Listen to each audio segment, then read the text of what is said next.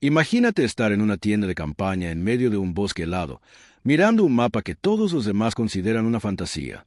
Los generales que están detrás de ti ya han emitido su veredicto. Los oficiales a tu alrededor niegan con la cabeza. Y el plan colgado en la mesa frente a ti, el plan que has estado meses elaborando, defendiendo, suplicando que la gente creyera en él, acaba de ser tachado de producto de una mente perturbada. No por tus enemigos, sino por los tuyos. Ahora imagina que te dicen, tienes 48 horas. Hazlo o abandónalo para siempre. Esta no es una historia de suerte. No es la historia de un hombre que tropezó con la gloria. Es la historia de un soldado que vio lo que nadie más pudo ver y que tuvo que convertirse en enemigo de casi todos antes de poder derrotar al verdadero. Es la historia de un plan tan audaz, tan poco convencional, tan profundamente opuesto al pensamiento militar establecido de su época, que incluso los hombres que finalmente le dieron una oportunidad lo hicieron solo porque no tenían nada que perder. Y en 48 horas, ese plan logró neutralizar a 3,000 soldados, no matándolos, sino rodeándolos de forma tan completa, tan experta y tan silenciosa, que no tuvieron más remedio que alzar la mano. Pero nos estamos adelantando. Para entender cómo sucedió esto, hay que entender el mundo que lo hizo necesario. Corría el año 1942 y el frente oriental de la Segunda Guerra Mundial se había convertido en el escenario de conflicto más grande, sangriento e inimaginablemente brutal de la historia de la civilización humana. Las cifras no alcanzan a describirlo, pero debemos intentarlo. Para cuando el lodo otoñal de ese año se congeló en el duro suelo del invierno ruso, la Wehrmacht, la maquinaria militar de la Alemania nazi, ya había perdido más de 1 millón de hombres entre muertos, heridos y prisioneros desde que comenzó la Operación Barbarroja en junio del año anterior. Las pérdidas del Ejército Rojo fueron catastróficas e inimaginables. Se estima que las bajas soviéticas en los primeros 18 meses de la guerra oscilaron entre 4 y 5 millones de muertos, con millones más prisioneros en campos alemanes donde la tasa de supervivencia era de aproximadamente el 30%. Esta guerra se libró en un frente que se extendía a lo largo de casi 3,000 kilómetros de norte a sur. Para que se hagan una idea, es aproximadamente la distancia entre Londres y Teherán, o entre Nueva York y Los Ángeles, y viceversa. A lo largo de ese frente, ejércitos con millones de hombres, miles de tanques y decenas de miles de piezas de artillería se enfrentaban en una guerra de desgaste tan extrema que los historiadores aún tienen dificultades para comprender su magnitud. La estrategia habitual en este frente era brutal. Era masiva. Era frontal. 2 ejércitos se enfrentaban a través de una extensión de estepa helada o bosque denso. La artillería disparaba. La infantería avanzaba. Miles de hombres morían. Ocasionalmente, un bando lograba hacer retroceder al otro unos kilómetros. Y entonces todo volvía a empezar. No es que los comandantes de ambos bandos fueran estúpidos. Era que la magnitud del conflicto parecía exigir una respuesta igualmente ambiciosa. Si el enemigo tenía 10 divisiones en un frente, tú enviabas 12. Si se atrincheraban, los bombardeabas hasta que la tierra se agrietaba. Si contraatacaban, absorbías el golpe y retrocedías. El movimiento se medía en sufrimiento. El progreso, en cadáveres. Era, en el sentido más estricto, una guerra de desgaste. Pero las guerras prolongadas tienen un problema fundamental que los estrategas militares habían reconocido al menos desde la Primera Guerra Mundial. La lucha es desigual. Ambos bandos se agotan. Y cuando ambos bandos se agotan a ritmos similares, la guerra no termina, sino que simplemente continúa hasta que uno de ellos se queda sin hombres, material o voluntad política. En un conflicto de esta magnitud, en este terreno y con esta logística, eso podría llevar años, posiblemente una década. La cuestión de quién gana pasa a un segundo plano frente a la de quien sobrevive. Tenía que haber otra solución, pero los hombres encargados de encontrarla eran, casi sin excepción, hombres con la misma ideología que había dado origen a la guerra. Habían estudiado en las mismas academias, habían leído los mismos manuales, habían luchado en las mismas campañas, y esas campañas les habían enseñado que los grandes problemas requerían soluciones grandes y obvias. Haría falta una mentalidad muy particular para discrepar. Su nombre era Mikhail Efimovich Katukov. Nacido en 1900 en la aldea de Bolsoe-Varovo, en la región de Moscú, Katukov provenía de un entorno tan humilde que apenas se notaba en la Rusia de principios del siglo XX. Su padre era campesino. Su infancia estuvo marcada por la rutina del trabajo agrícola y la extrema pobreza que caracterizaba la vida rural rusa antes de la revolución. No tenía antecedentes militares, ni conexiones familiares con la clase de oficiales, ni relación heredada con las tradiciones de mando del ejército ruso. Lo que él tenía era una mente que funcionaba de manera diferente. Katukov se unió al Ejército Rojo en 1919, durante la Guerra Civil Rusa, y pasó las 2 décadas siguientes ascendiendo de rango gracias a una combinación de competencia y algo más difícil de cuantificar: una obstinación intelectual que lo impulsaba a cuestionar constantemente lo que todos daban por sentado. No era del agrado de todos. Los hombres que desafían las ideas preconcebidas rara vez lo son. Sus superiores lo consideraban discutidor. Sus compañeros lo encontraban difícil. Pero los hombres que sirvieron bajo su mando lo consideraban prudente, prudente como suele serlo un hombre que ha reflexionado profundamente sobre cómo mueren los demás. Para cuando la Segunda Guerra Mundial llegó a la Unión Soviética en 1941, Katukov comandaba una brigada de tanques.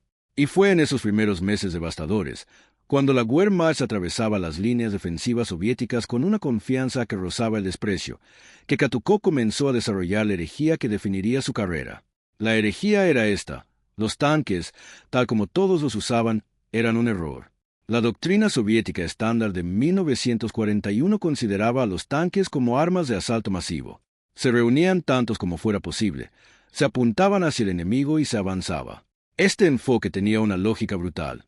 100 tanques moviéndose juntos eran aterradores, y el enorme volumen de acero y potencia de fuego podía abrumar casi cualquier posición defensiva. El problema era que la doctrina antitanque de la Wehrmacht era extraordinariamente buena. Las dotaciones antitanque alemanas, armadas con el PaK-38 de 50 milímetros y, posteriormente, con el devastador PaK-40 de 75 milímetros, habían aprendido a esperar, a dejar que los tanques soviéticos avanzaran y a destruirlos a distancia. Las brigadas de tanques soviéticas que intentaban asaltos frontales masivos eran destruidas en proporciones que deberían haber sido imposibles. A veces se perdían 5, 6, incluso 10 tanques soviéticos por cada alemán. Katukov presenció lo sucedido. Lo presenció con el horror particular de un hombre que ve una catástrofe que todos los demás consideran inevitable, y decidió que no era inevitable en absoluto. Su solución era simple en concepto, pero extraordinariamente difícil de ejecutar. En lugar de usar tanques en asaltos masivos, los emplearía como armas de emboscada.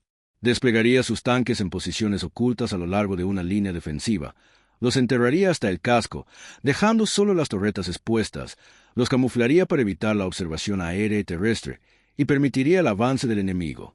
Luego, desde múltiples posiciones ocultas simultáneamente, abriría fuego a corta distancia contra los laterales y la parte trasera de los tanques alemanes, donde el blindaje era más delgado. La idea, en rigor, no era del todo nueva. Elementos de este tipo de razonamiento ya existían en diversos escritos teóricos, pero nadie la estaba poniendo en práctica.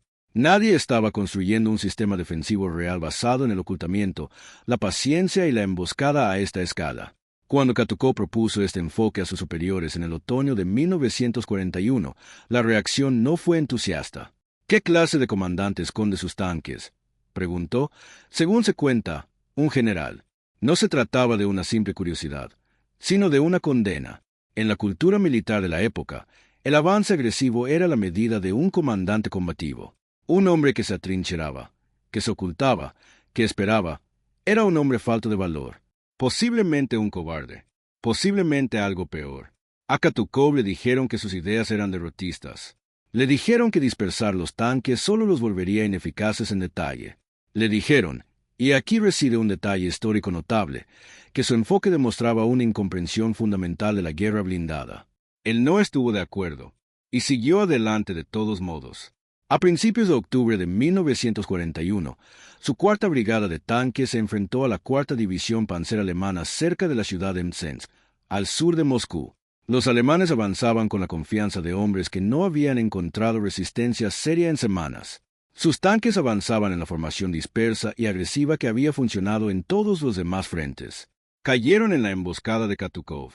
Desde posiciones ocultas en múltiples flancos, los tanques soviéticos abrieron fuego simultáneamente a distancias de 300 a 500 metros, lo suficientemente cerca como para que la precisión fuera casi perfecta, lo suficientemente cerca como para que los disparos impactaran en el delgado blindaje lateral de los tanques alemanes en lugar de en las placas frontales reforzadas. En cuestión de horas, el avance alemán se detuvo. La cuarta división Panzer perdió al menos 20 tanques destruidos y muchos más dañados.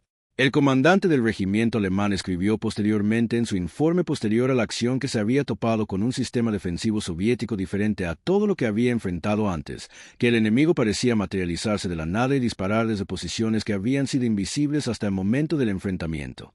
El alto mando soviético se percató de ello. Por una vez, una brigada de tanques había logrado mantener a raya a los alemanes sin ser destruida en el proceso. La brigada de Katukov había perdido menos de una docena de tanques. Los alemanes habían perdido más de 20, además de una cantidad considerable de infantería y equipo. Katukov fue ascendido. Sus métodos comenzaron a estudiarse, con cautela, a regañadientes, con el escepticismo institucional que recibe cualquier idea que requiera abandonar lo que todos ya saben. Pero el ascenso y el reconocimiento venían con una salvedad que Katukov comprendía perfectamente.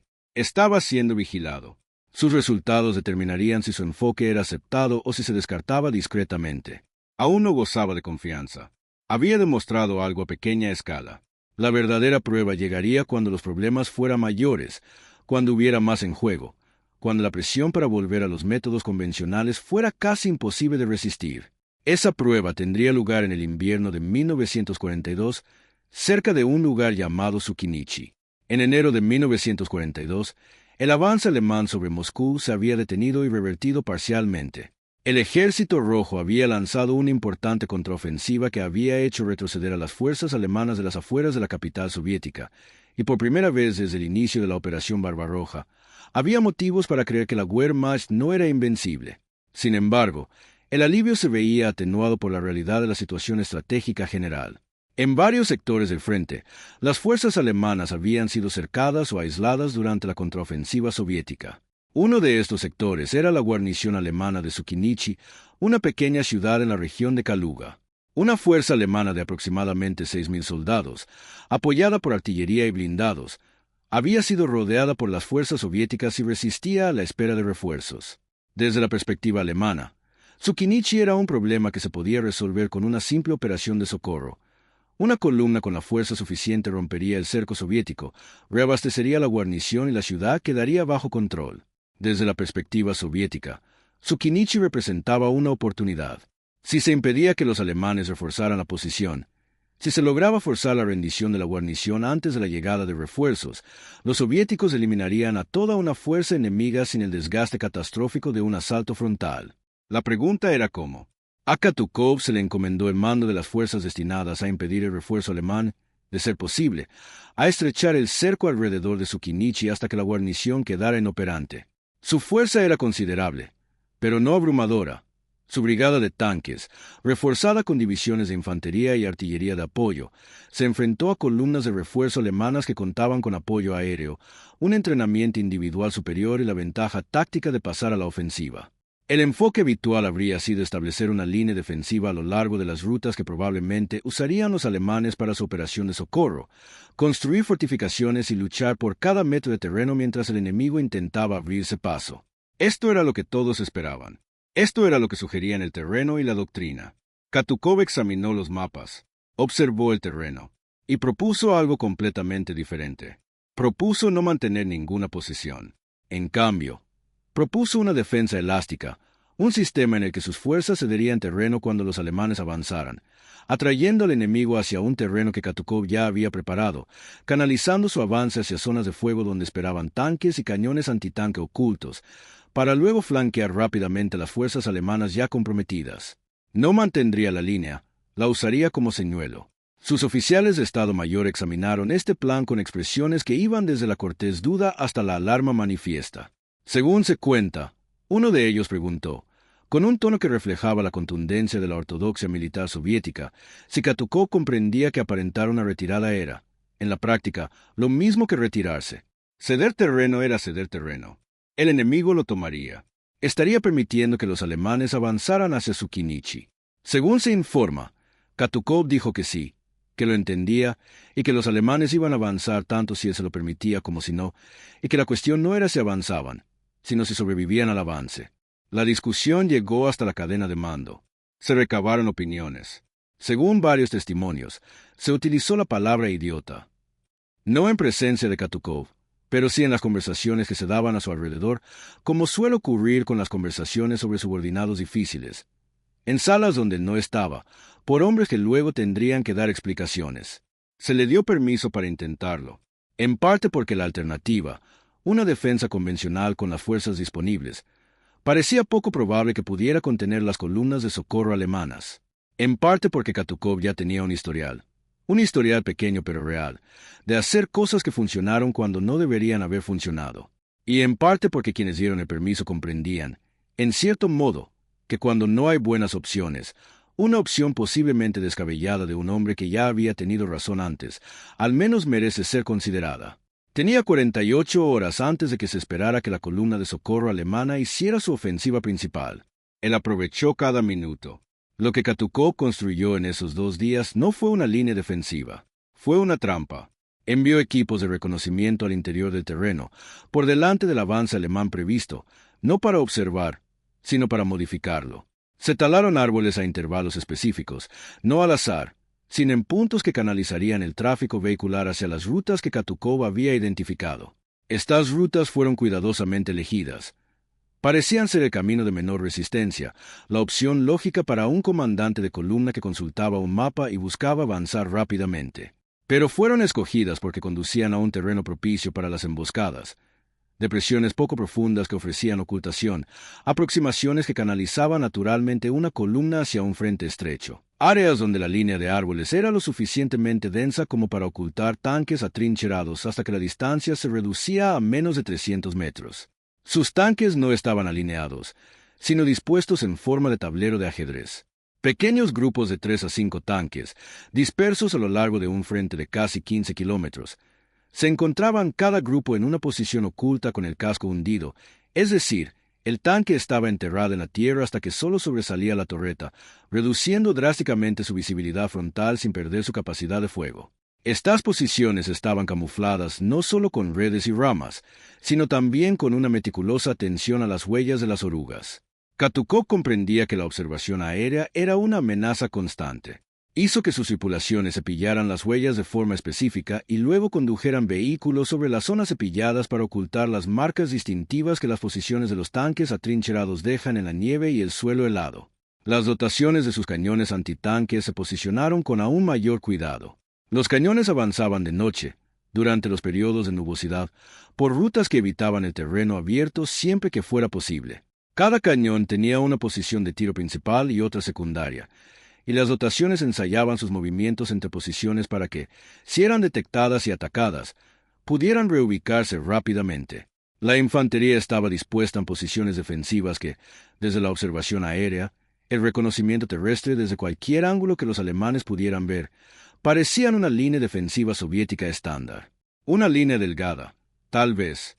Una línea que sugería una fuerza ya desplegada. Una línea que invitaba al tipo de ataque frontal confiado que tan buenos resultados había dado durante tantos meses. Desplegó una reserva móvil, una pequeña fuerza de tanques y infantería motorizada de rápido movimiento, no detrás del frente, donde correspondía a las reservas según la doctrina convencional, sino en los flancos, a 15 kilómetros de distancia, en rutas previamente reconocidas y preparadas para un rápido desplazamiento. A estos hombres se les explicó su misión con una claridad inusual. No eran reservas en el sentido tradicional. Eran una puerta trasera. Cuando la columna alemana se hubiera adentrado en la zona de fuego preparada, la reserva avanzaría con fuerza por los flancos y cortaría la ruta de retirada. No habría ninguna línea que atravesar, porque la línea no era el objetivo. La línea era el señuelo.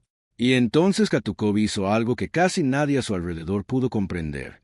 Esperó, no atacó, no sondeó. No disparó ni un solo proyectil preparatorio que pudiera alertar a los alemanes sobre la verdadera naturaleza de lo que les esperaba. Impuso silencio de radio, salvo para comunicaciones esenciales. Dejó en tierra los pocos aviones de observación a su disposición para que el ruido de los motores no delatara una intensa actividad. Ordenó a sus comandantes de tanques que encendieran los motores solo brevemente y de forma rotativa, para que las firmas térmicas de los escapes no formaran patrones que un observador aéreo experimentado pudiera reconocer como una emboscada preparada. Su equipo pensaba que estaba perdiendo los nervios. Los comandantes no se quedaban de brazos cruzados. Los comandantes maniobraban. Los comandantes presionaban. Los comandantes demostraban fuerza y determinación al enemigo. Esperar parecía una señal de duda. Katukov no tenía dudas. Era preciso, y la precisión requiere paciencia. La columna de socorro alemana inició su avance principal en las primeras horas de la mañana. El reconocimiento aéreo le había proporcionado al comandante de la columna una imagen que, desde su perspectiva, era alentadora. La línea defensiva soviética en su sector era débil. Las fuerzas disponibles para la defensa parecían limitadas. Su columna, aproximadamente 3.000 soldados, apoyados por blindados, artillería e ingenieros, tenía tanto la superioridad numérica como el entrenamiento táctico necesarios para abrirse paso entre las dificultades que se le presentaban. La columna entró en el terreno preparado aproximadamente a las 6 de la mañana, antes del amanecer. La vanguardia estaba formada por vehículos blindados. Tanques alemanes avanzaban tanteando el terreno por lo que, en la oscuridad previa al amanecer, parecía una carretera de acceso sencilla. Detrás de ellos venía el grueso de la infantería en vehículos de ruedas y semiorugas, desplegados a lo largo de varios kilómetros de carretera. Llevaban menos de una hora en movimiento cuando se oyeron los primeros disparos. No desde el frente, desde los lados, a distancias de entre 200 y 400 metros. Tanques soviéticos ocultos abrieron fuego simultáneamente desde múltiples posiciones a lo largo de los flancos de la columna. Los disparos fueron certeros. A esas distancias, contra el blindaje lateral que los diseñadores de tanques alemanes no habían reforzado en exceso, ya que se suponía que nadie les dispararía desde el lateral en una batalla bien planificada, los impactos fueron devastadores. 3 tanques alemanes fueron destruidos en los primeros 90 segundos. El resto quedó inmovilizado. Detenerse es lo que uno hace cuando se ve sorprendido. Detenerse es comprensible. Pero detenerse en una zona de emboscada preparada es precisamente lo que la emboscada pretende que hagas. Porque cuando te detienes, te conviertes en un blanco fácil, y cuando te detienes en un camino estrecho en un terreno que oculta objetos, no puedes dar la vuelta fácilmente ni salirte del camino, ya que este fue elegido precisamente porque el terreno fuera de él es demasiado blando, demasiado boscoso o demasiado escarpado para los vehículos. La columna se detuvo, y entonces fue golpeada de nuevo. Las posiciones más ocultas abrieron fuego. Los cañones antitanque en los flancos comenzaron a atacar los vehículos de artillería en la retaguardia de la columna. La infantería soviética, que había permanecido invisible en posiciones a ambos lados del avance, comenzó a disparar contra la infantería alemana que desembarcaba de sus vehículos buscando refugio. El comandante de la columna comenzó a dar órdenes de retirada. Y fue entonces cuando se cerró la trampilla. En ambos flancos, a unos 5 kilómetros detrás del punto de entrada de la columna alemana, los grupos de reserva móviles de Katukov ya estaban en movimiento. Habían estado observando y esperando, recibiendo actualizaciones por línea telefónica. Katukov había prohibido específicamente las comunicaciones por radio para los elementos de reserva durante la fase de combate, sabiendo que la inteligencia de señales alemana era excelente. La reserva se movió rápidamente, por rutas preparadas y despejadas con antelación, y cuando llegaron al camino detrás de la columna alemana, la cortaron. En términos militares, la columna había sido cercada. En la práctica, 3.000 soldados se encontraban ahora rodeados en un terreno preparado específicamente para impedir su escape, bajo fuego desde múltiples direcciones, sin ruta de retirada ni posibilidad real de recibir refuerzos, ya que la fuerza que debía relevar a la guarnición de Sukinichi era ahora la que necesitaba refuerzos. Los combates se prolongaron durante todo el día y la noche. No fueron incruentos. Murieron hombres en ambos bandos. Pero la desigualdad numérica era abismal, algo que no debería haber sido posible dadas las fuerzas involucradas. Las tropas de Katukov mantuvieron las posiciones preparadas y las rutas cortadas, mermando metódicamente la capacidad de resistencia alemana. En la mañana del segundo día, con la munición agotándose, sin comunicación con su cuartel general, sin perspectivas de rescate y con la plena comprensión de su situación finalmente a flor de piel, el comandante de la columna alemana ordenó la rendición de sus supervivientes. Según el recuento oficial soviético, 3.017 soldados depusieron las armas, salieron del bosque y cayeron bajo dominio soviético. Las pérdidas de Katukov, en una batalla que se preveía que costaría enormes cantidades de hombres y material, fueron una fracción de las bajas alemanas. Los generales que habían calificado su plan como producto de una mente insensata no solían reconsiderar públicamente esa valoración. Así no funcionan las instituciones. Pero la evidencia estaba ahí. En los informes posteriores a la batalla, en las cifras de bajas, en los prisioneros que ahora estaban siendo procesados por la administración militar soviética en algún lugar muy alejado del frente. El plan había funcionado. No a pesar de su carácter poco convencional, sino precisamente por ello. Para Katukov, los días posteriores a la batalla de Tsukinichi fueron una extraña mezcla de reivindicación y decepción. La victoria suele sentirse menos importante en persona que en las crónicas escritas después. Había prisioneros que procesar, posiciones defensivas que mantener y la constante realidad administrativa de un ejército que nunca deja de necesitar alimentos, municiones, combustible y suministros médicos. No hubo desfile, no hubo ceremonia. Solo hubo un nuevo conjunto de órdenes y un nuevo conjunto de problemas, porque eso es lo que produce la guerra, sin interrupción. Pero algo había cambiado. No en la guerra en sí. La guerra continuó con su asombroso e incomprensible consumo de vidas humanas, y continuaría durante 3 años más antes de terminar. Lo que cambió fue más sutil que una sola batalla, pero más duradero. Cambió en la mentalidad de los hombres que tomaban las decisiones. A las pocas semanas del enfrentamiento con el Tsukinichi, la doctrina soviética de tanques comenzó a incorporar elementos del enfoque de Katukov en sus materiales de entrenamiento formal. El concepto de defensa elástica, el uso del terreno y el camuflaje como armas, y la consideración de la confianza del enemigo como una vulnerabilidad en lugar de una amenaza, comenzaron a aparecer en los manuales de entrenamiento, en los análisis posteriores a las operaciones y en las conversaciones que mantenían los altos mandos al reflexionar sobre cómo utilizar los blindados de forma más eficaz. Este proceso no fue inmediato. Las instituciones se resisten al cambio incluso cuando éste ha demostrado ser exitoso, porque cambiar implica admitir que el enfoque anterior era erróneo, y que dicho enfoque estaba asociado con personas que aún ostentaban el poder y mantenían sus opiniones. La adopción de los métodos de Katukov fue gradual, controvertida en cada etapa, sujeta a retrocesos, concesiones y la inevitable fricción de la inercia organizacional. Pero sucedió. Y sucedió porque las cifras eran irrefutables. Katukov fue ascendido nuevamente. Se le asignaron mandos de mayor envergadura, llegando a liderar el primer ejército de tanques de la Guardia, una de las formaciones blindadas más grandes y poderosas del Ejército Rojo. Luchó en Kursk durante el verano de 1943, donde tuvo lugar la mayor batalla de tanques de la historia en un frente de casi 2.000 kilómetros, y donde el sistema defensivo que él mismo había ideado, adoptado posteriormente por varios ejércitos de tanques soviéticos, desempeñó un papel crucial para detener la ofensiva alemana conocida como Operación Ciudadela. Los blindados alemanes, que atacaban las posiciones defensivas soviéticas preparadas con cobertura, dispersión y zonas de repliegue flexibles, fueron detenidos a un costo enorme. La Wehrmacht perdió más de 700 tanques en el saliente de Kursk.